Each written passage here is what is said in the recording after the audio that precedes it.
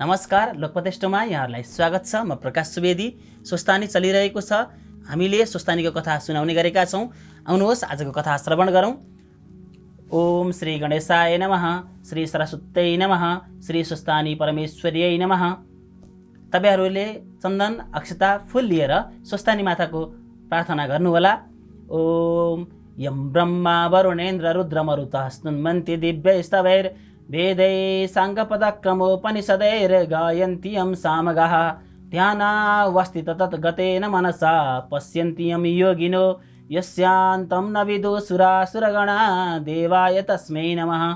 श्रीमच्चन्दनचर्चितोज्ज्वलवपुः शुक्लाम्बरा मल्लिका मालालङ्कृतकुण्डला प्रविलसन् मुक्तावली शोभिता सर्वज्ञाननिदानपुस्तकधरा रुद्राक्षमालाधरा वाग्देवी वदनाम्बुजे वसतु मे त्रैलोक्यमाता चिरं मुखं करोति वाचालं पङ्गुं लङ्घयते गिरिं यत्कृपातमहं वन्दे परमानन्दमाधवं। नमो भगवते तस्मै व्यासाय मिततेजसे यस्य प्रसादात् वक्ष्यामि नारायणकथामिमां। नारायणं नमस्कृत्य नरं चैव नरोत्तमं देवीं सरस्वतीं व्यासं ततो जयमुदीरयेत्। अघि लिएको चन्दन अक्षता फूललाई स्वस्थानीको पुस्तकमा राखेर ढोक दिनुहोला। अथ सप्तमोऽध्यायः। कुमारजी आज्ञा गर्नुहुन्छ, हे अगस्त्य मुनि, सतीदेवीले यज्ञमा फाल हानी प्राण छाडेकोदेखि देवता, यक्ष, गन्धर्व, नाग, अप्सरा र त्यहाँ रहेका सबैले अहो के अनर्थ भयो भनी आश्चर्य मान्न लागे। त्यसै बेला अकस्मात धुलो उडी आकाशमा व्याप्त भई अन्धकार भयो। वायु विपरीत दिशामा बहन थाल्यो, अर्थात् पूर्वको पश्चिमतिर, पश्चिमको पूर्वतिर बहन लाग्यो। बिना बादल मेघ गर्जन लाग्यो। सबै देवताका आँखामा धुलो परेकाले आँखा मिच्दै भूमिमा जथाभावी घोप्टो परे। कसैलाई उडाइ लग्यो, कति रुन लागे, कति आफ्ना जीवको सम्भार गर्न लागे। यस प्रकारले महाउत्पात भयो र त्योदेखि दक्ष प्रजापतिले मनमा चिन्ता गरी सबै छोरी ज्वाइँ बुझाई। धैर्य गर्नुहोस्, डराउनु पर्दैन भनी नाना प्रकारले सबैलाई बुझाई। बहुतै चित्त आकुल व्याकुल गरी आफ्ना गुरु बृहस्पति ऋषि छेउ गई दक्ष प्रजापतिले बिन्ती गरे, हे प्रभु, हे गुरु, अब कसो गरौँ, अनर्थ भयो, हाहाकार पर्यो। यसो भनी दक्ष प्रजापति आत्तिन लागे, कराउन थाले। यसै बेलामा नारद ऋषिले सतीदेवीको प्राण मुक्त भएको देखिकन वायु वेगले चाँडै कैलाशमा पुगी श्री महादेवका चरणमा दण्डवत गरी बिन्ती गरे, हे ईश्वर, के गर्नु, अनर्थ भयो। तपाईँकी प्राण तुल्य सतीदेवीले यज्ञकुण्डमा प्रवेश गरी प्राण छाड्नुभयो। हे वृषभध्वज, हे करुणामय, पापिष्ट दक्ष प्रजापतिले तपाईँलाई नाना तरहले निन्दा र हेला गरी अनेक तरहले गाली गर्दै भने, त्यो कहाँको देवता हो, त्यो बहुला पो हो, त्यसलाई नडाके मलाई के होला भनी निन्दा गरेको सतीदेवीले सहन नसकी अत्यन्त क्रोधित भए। लात्तीले भुइँमा हानी कसैको पनि मुख नहेरी यज्ञको प्रदक्षिणा गरी तपाईँको नाम लिई यज्ञकुण्डमा फाल हाली प्राण त्याग गर्नुभयो। हे प्रभु, तपाईँका डरले अग्निले शरीर दग्ध गर्न सकेका छैनन्, प्राण मात्र छाडी शयन गरे झैँ यज्ञकुण्डमा रहनु भएको छ। हे ईश्वर, यही कुरा बिन्ती गरौँ भनी आएको हुँ, अब कसो गरौँ, अनर्थ भयो भनी नारद मुनिले भनेको कुरा सुनि श्री महादेवले आज्ञा गर्नुभयो, हे मुनि, यो कुरा निश्चय हो कि होइन? के मेरी सतीदेवी साँच्चै यस लोकमा छैनन्? नारद बिन्ती गर्छन्, हे ईश्वर, तपाईँका अगाडि मैले मिथ्या कुरा कसो गरी बोलुला? ध्यान दृष्टिले हेर्नु हवस्। यति नारदको वचन सुनि अत्यन्त क्रोध गरी तिनै आँखाबाट आगोको मुस्लो निकाली दारा केटी।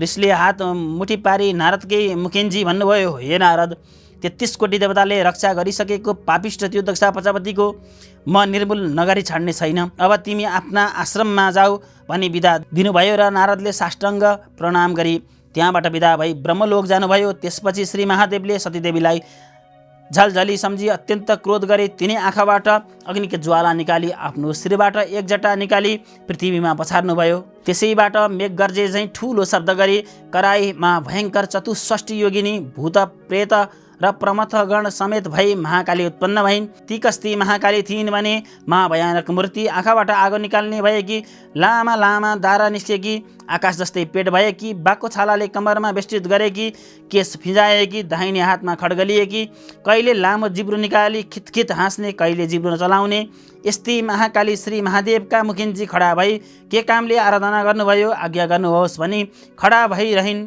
फेरि महादेवले एकजटा निकाली भूमिमा पट्कर्नुभयो र पृथ्वी डोलायमान गरी सिंहनाद गरे झैँ गरी गर्जी 1000 सूर्यको जस्तो तेज भएका, मुण्डमाला लगाएका, दाहिने हातमा त्रिशूल लिएका, भीषण मूर्ति भएका वीरभद्र श्री महादेवका मुखिन्जी खडा भए। तब महाकाली र वीरभद्रले बिन्ती गर्न लागे, हे ईश्वर, किन हामीहरूको आराधना गर्नुभयो? आज्ञा हवस्। श्री महादेव आज्ञा गर्नुहुन्छ, हे वीरभद्र, हे महाकाली, तिमीहरू दुवै अहिले गई 33 कोटी देवताले रक्षा गरिरहेको पापिष्ट दक्ष प्रजापतिको यज्ञ विध्वंस गरी दक्षको संहार गरी 33 कोटी देवतालाई हाहाकार गराई आओ। हे वीरभद्र, हे महाकाली, यसै कारणले तिमीहरूको आराधना गरेको हुँ। अब तिमीहरू नन्दी, भृङ्गी, विषम ज्वर 64 योगिनी समेत भई दक्षको नाश गर्न तुरन्तै गइहाल भनी आज्ञा गर्नुभयो। यस्तो महादेवको आज्ञा सुनि तिनीहरू मेघ गर्जे झैँ सिंहनाद गर्दै पृथ्वी डोलायमान गरी यमराज आए झैँ गरी अत्यन्त क्रोधित भई श्री महादेवको आज्ञा शिरमा राखी कैलाशदेखि झरे। यिनीहरूको चालामालादेखि पृथ्वीलाई भार थाम्न साह्रै मुस्किल पर्यो र पृथ्वी डोलायमान भइन् सात समुद्र सतल्किन लाग्यो। यावत जीवात्मा सबै त्राही त्राही भए। यस्ता तरहले दक्ष प्रजापतिका यज्ञमा पनि अनेक उत्पात हुन लाग्यो। आकाशमा गिद्ध, काग, चिलहरू कराई मण्डलाकार गर्न लागे। स्यालले दुवै आँखा र मुखबाट आगो निकाली कराई हिँड्न लागे। रगतको वृष्टि भयो, वायु विपरीतले बहन लाग्यो। यस्तो उत्पात भएको यज्ञमा रहेका सबैजना हाहाकार गरी कराउन लागे। कोही यत्रतत्र भाग्न लागे। स्वास्नी मानिस, केटा केटी, बुढाबुढीहरू भाग्न नसकी भुइँमा घोप्टो परी रुन कराउन लागे। कोही सबैको सम्हार गर्न पछि लागे। कोही के जानु फेरि के उत्पात होला भनी डराई त्राही त्राही भइरहेका थिए। त्यसै बेलामा वीरभद्र महाकाली गणसहित भई मेघ गर्जे झैँ गर्जिँदै हात्तीका बथानमा सिम गए झैँ गरी दक्षका यज्ञमा पुगी देवता, यक्ष, गन्धर्व, किन्नर, दैत्य र नागहरूसँग सिंह जुधे झैँ गरी घमासान युद्ध परिहाल्यो। त्यो देखि यज्ञमा रहेका दक्षका छोरीहरू देवकन्या, ऋषिकन्या, गन्धर्वकन्या, नागकन्या, ब्राह्मणकन्या, बालक र अप्सराहरू त्राही त्राही मानी नारायण नारायण भनी अघोर शब्दसँग कराई रुँदै र चिच्चाउँदै 10 दिशामा भागे। कोही भाग्न नसकी दुनमुनिँदै मुन्टोले टेकी माटो खान लागे र कसैको हात पक्कै भाँचियो र रुन कराउन लागे। खुट्टा मर्किएर हलचल नभई अय्या अय्या गर्न लागे। परन्तु विष्णु आदि 33 कोटी देवता, यक्ष, गन्धर्व, किन्नर र दैत्यहरूले दक्ष प्रजापतिका निमित्त आफ्ना आफ्ना अस्त्र शस्त्र लिए महावीर वीरभद्र र महाकालीसित लड्न लागे। दुवैतिरका सेना एक एक हुङ्कार जिक्त थिए।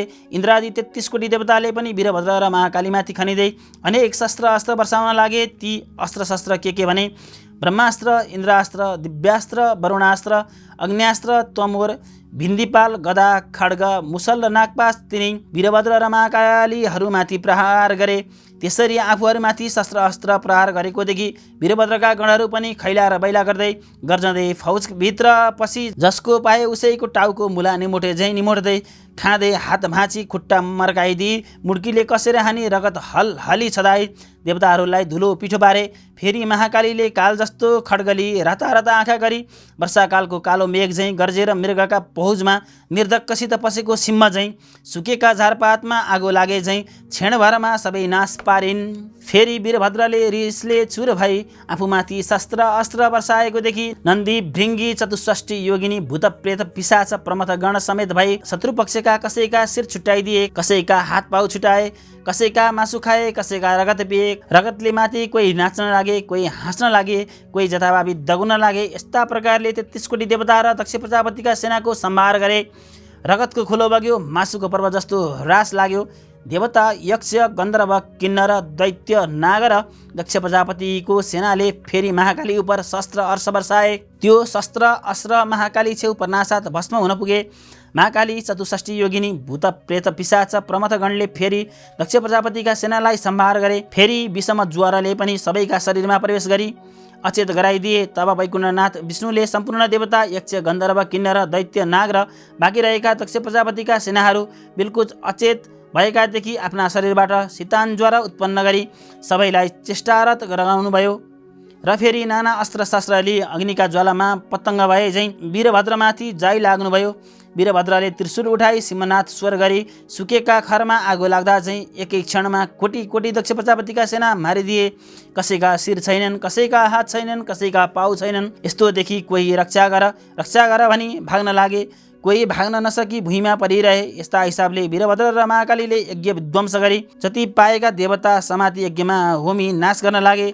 यस्ता तरहले देवता, यक्ष, गन्धर्व, किन्नर दैत्य नागहरू र दक्ष प्रजापतिका सेना मारेको र यज्ञ विध्वंस गरेको देखि विष्णु अत्यन्त क्रोधले लाल लाल नेत्र गरी नागले फुड्कार गर्दा झैँ सुस्केर हाली अग्निका ज्वाला जस्ता भई बायाँ हातले पाञ्चजन्य शङ्ख बजाई दाहिने हातले कौमोदकी उठाई संहार कालमा रुद्र जाग्दा झैँ वीरभद्रका सेनामाथि जाइ लाग्नुभयो। त्यो देखि देवता यक्ष गन्धर्व दैत्य नाग र दक्ष प्रजापतिका सेनाले धन्य धन्य विष्णु तपाईँको जय कल्याण होस् भनी आफ्ना आफ्ना शस्त्र अस्त्र लिए विष्णुका साथ लड्न लागे। त्यो देखि महाकाली क्रोधले अग्निको ज्वाला जस्तो बडो तेज निकाली खड्ग उठाई चतुष्वष्टि योगिनी भूत प्रेत पिशाच प्रमथगणले सहित भई गएर लड्न लागिन्।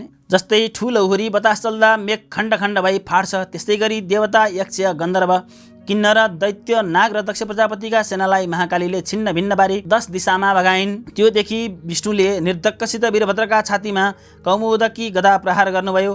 त्यो गदाको चोट खप्न नसकी वीरभद्र मूर्छित भई भुइँमा गिरे। फेरि विष्णुले नन्दी भृङ्गी चतुष्वष्टि योगिनी भूत प्रेत पिशाच र प्रमथगणलाई त्राही त्राही गराई पाञ्चजन्य शङ्खको शब्द गरी गदा उठाई प्रहार गर्नुभयो। कोही भुइँमा परि मूर्छित भए, कोही जता पायो उतै भाग्न लागे। त्यो देखि देवता यक्ष गन्धर्व किन्नर दैत्य नाग र दक्ष प्रजापतिका सेनाले धन्य धन्य विष्णु भनी स्तुति गरेर पुष्पवृष्टि गरे। विष्णुले पाञ्चजन्य शङ्ख बजाउनु भयो। देवता यक्ष गन्धर्व किन्नर दैत्य नाग र दक्ष प्रजापतिका सेनाले धन्य विष्णु भनी स्तुति गरेको स्वर मूर्छित भइरहेको महावीर वीरभद्रका कानमा झट्ट पर्यो र चेष्टा आयो। वीरभद्रले जुर्मुराउँदै उठी हेर्दा आफ्ना सेना कोही भूमिमा परेका कोही भाग्न लागेका देखि अति क्रोधित भई काल समान त्रिशूल उठाई नारायणलाई हेरी बेगले प्रहार गरे। त्यो त्रिशूल विष्णुको छातीमा लागेर त्रिशूलको वेदना सहन नसकी नवद्वारबाट रगत बगाई रणभूमिमा नारायण लोटी मूर्छा पर्नुभयो। वीरभद्रले विष्णु मूर्छा परेको देखि प्रलय कालमा मेघ गर्जे झैँ गर्जमान गरे।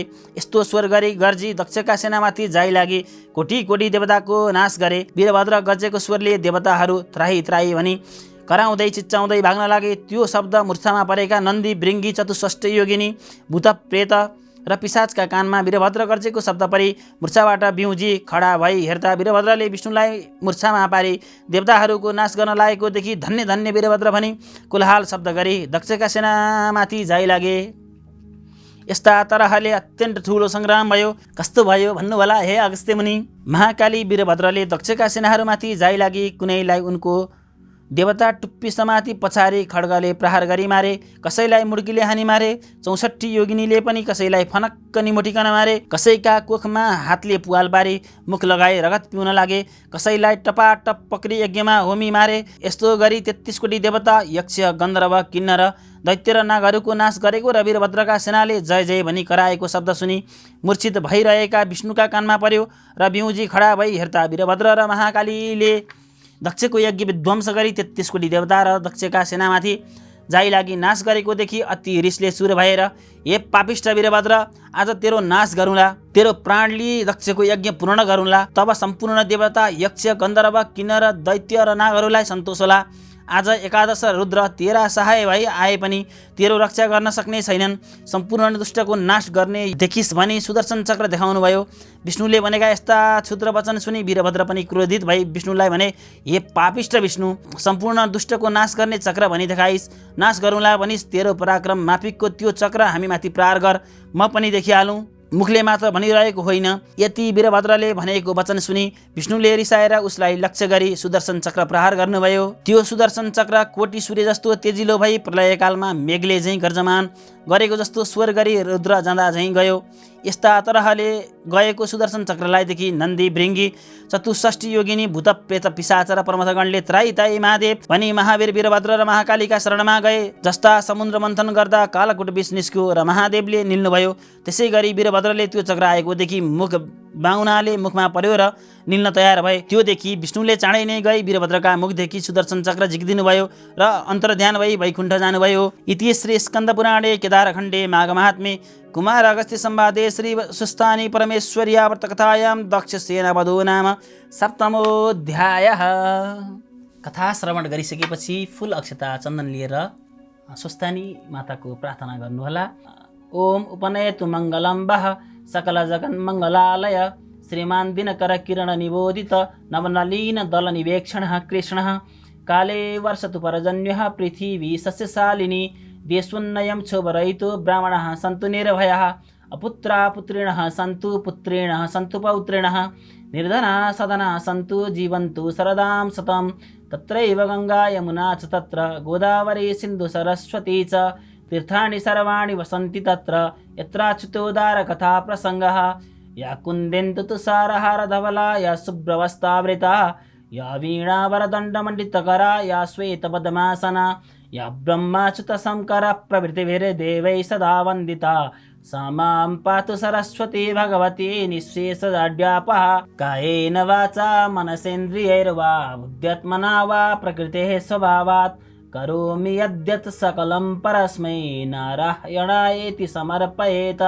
यति भनी पुष्पाञ्जली अघि लिएको पुष्पाञ्जलीलाई स्वस्थानीको पुस्तकमा राखेर ठोक गर्नुहोला। जय स्वस्थानी माता।